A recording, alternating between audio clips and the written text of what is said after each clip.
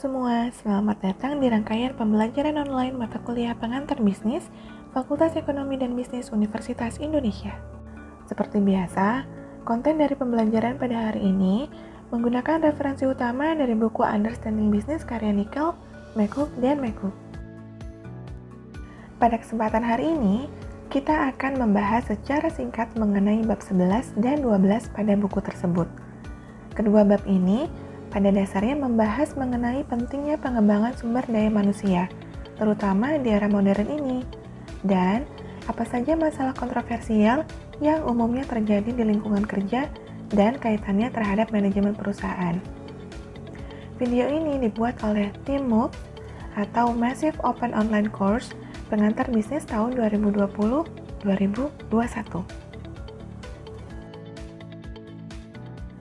Banyak orang berpikir untuk menekuni bidang Human Resource Management karena mereka gemar berinteraksi dengan sesama manusia. Padahal, dalam praktiknya, pekerjaan manajer sumber daya manusia lebih dari itu. Ya, manajer SDM memang berinteraksi dengan banyak orang, namun mereka juga terlibat dalam kegiatan perencanaan, pencatatan, dan tugas administrasi lainnya di dalam suatu perusahaan. Manajemen sumber daya manusia pada hakikatnya merupakan sebuah proses menentukan kebutuhan sumber daya manusia, termasuk di dalamnya mencakup kegiatan seperti merekrut, memilih, mengembangkan, memotivasi, mengevaluasi, memberikan kompensasi, dan menyusun jadwal karyawan untuk mencapai tujuan organisasi. Atau lihat figur 1. Pada zaman modern ini, pekerjaan manajer sumber daya manusia menjadi lebih penting daripada sebelumnya. Peralihan dari industri manufaktur ke arah industri jasa yang serba digital dan berteknologi tinggi telah menyebabkan kebutuhan akan SDM berkualitas meningkat.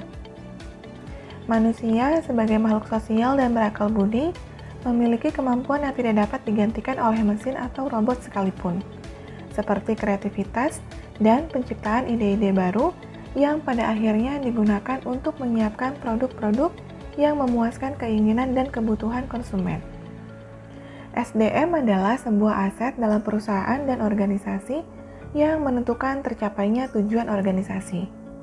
Kita mengenalnya dengan terminologi human capital. Inilah elemen yang tidak dapat dikopi dan paste seperti halnya teknologi dan digitalisasi.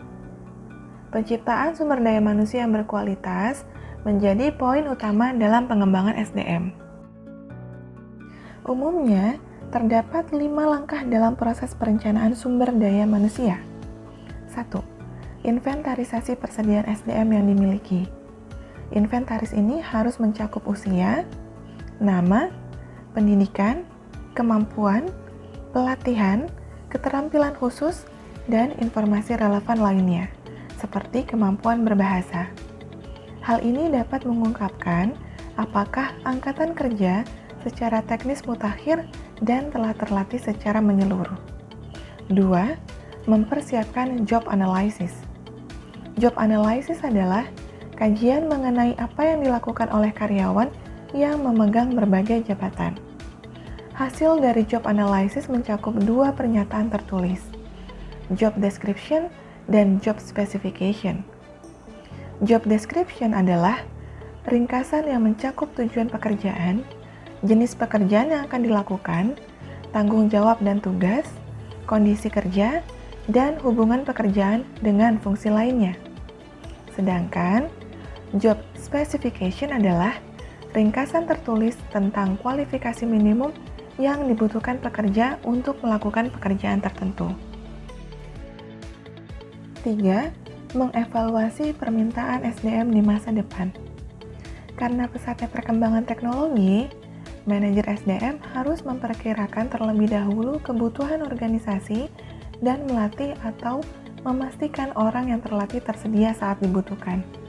4. Menaksir pasokan tenaga kerja di masa depan. Tenaga kerja terus berubah. Misalnya, semakin tua menjadi lebih berorientasi pada teknik, dan sebagainya. Beberapa pekerja akan lebih langka di masa depan, dan yang lainnya akan kelebihan pasokan. Terakhir, 5. Menetapkan rencana strategis. Rencana strategis sumber daya manusia harus mencakup hal-hal terkait perekrutan, pemilihan, pelatihan, pengembangan, penilaian, kompensasi, dan penjadwalan angkatan kerja.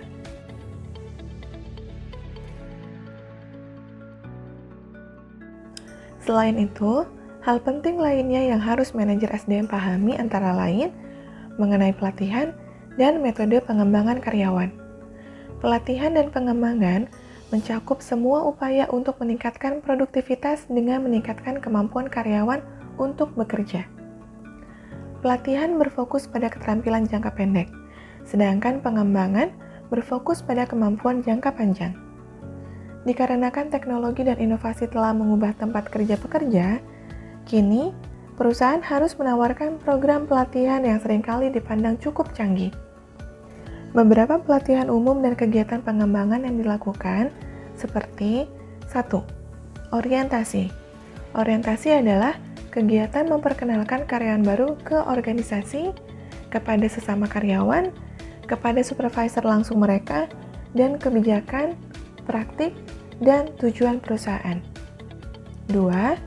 Pelatihan di tempat kerja. Pelatihan di tempat kerja memungkinkan karyawan untuk belajar secara langsung melakukan hal tersebut atau dengan mengamati orang lain dan meniru mereka. 3.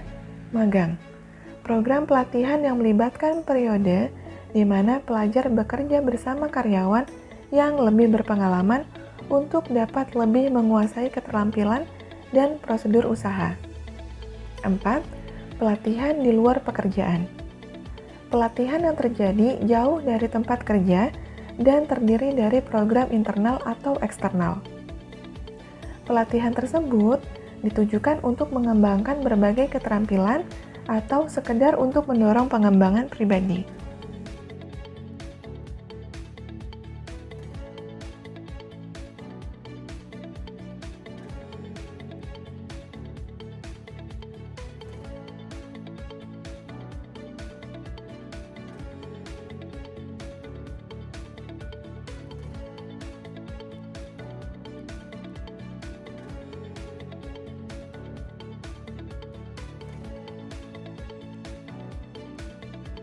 Kelima, pelatihan online.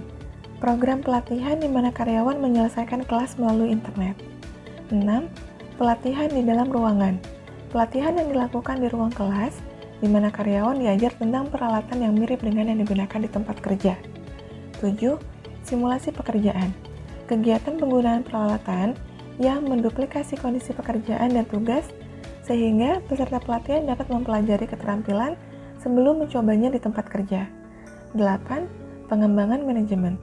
Proses melatih dan mendidik karyawan untuk menjadi manajer yang baik dan kemudian memantau kemajuan keterampilan manajerial mereka dari waktu ke waktu.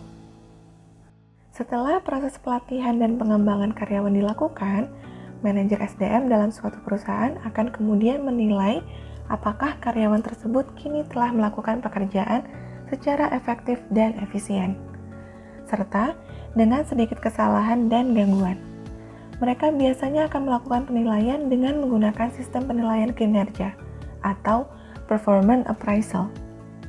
Penilaian kinerja adalah evaluasi yang mengukur kinerja karyawan terhadap standar yang ditetapkan, yang pada akhirnya hasil tersebut akan digunakan untuk membuat keputusan tentang promosi, kompensasi, pelatihan, atau penghentian.